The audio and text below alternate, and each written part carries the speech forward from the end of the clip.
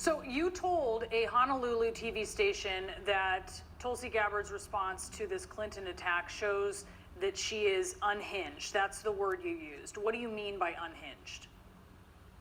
Well, it's disappointing.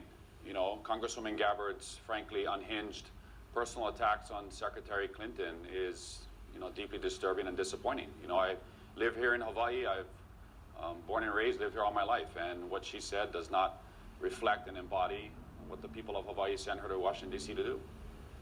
Do you think that Clinton's attack was fair and or factual?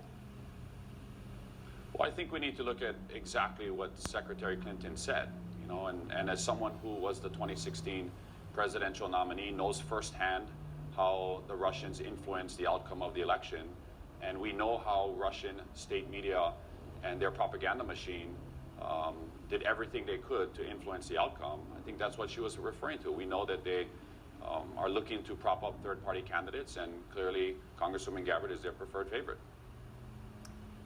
Tulsi Gabbard has said repeatedly that she's not going to be a third-party candidate. Do you take her at her word?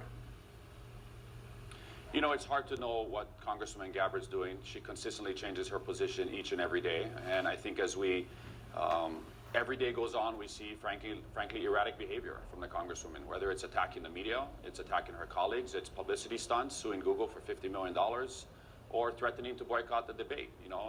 It's disappointing, and I frankly think she's lost her way.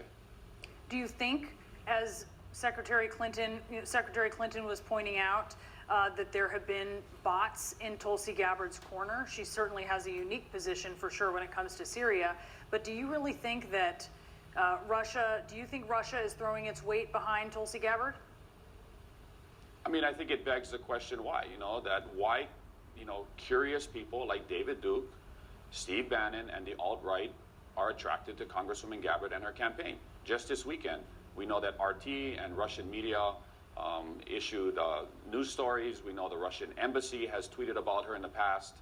President Trump has tweeted about her just in the last 48 hours. It begs the question why. Why are white nationalists, Holocaust deniers attracted to Congresswoman Gabbard's candidacy for president? I think it's concerning. In fairness, though, do you think she's in league with those people? No. Well, that's not for me to speculate. To her defense, she has rebuked endorsements by David Duke and others in the past. But again, I think it goes back to why. Why are they attracted to her candidacy? And we consistently see this ramp up. What we don't need in the 2020 elections is a foreign government, or the Russians for that matter, interfering or trying to influence our elections. And I think that's exactly what Secretary Clinton was alluding to. I do just want to be fair in terms of what Gabbard's record is when it comes to some of the issues, certainly that those folks would champion because they are not in line.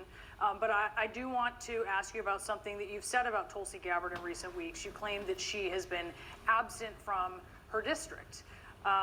Tell us what you mean by that specifically. It's clear. Congresswoman Gabbard basically took a year off from representing the people of Hawaii to run for president. We don't have full-time representation here in Hawaii. We have lost our voice at the table. We don't have a delegation that's working together. And we can just look at Congresswoman Gabbard's missed votes this year. She's missed quite a number of votes, and just last week she missed the resolution condemning what the president decided to do in Syria.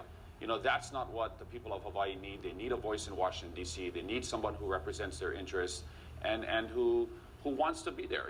Half the battle is just showing up for work. And time again, Congresswoman Gabbard has failed to show up for duty. How would you represent Hawaii differently than Gabbard? I'd show up for work. I would vote.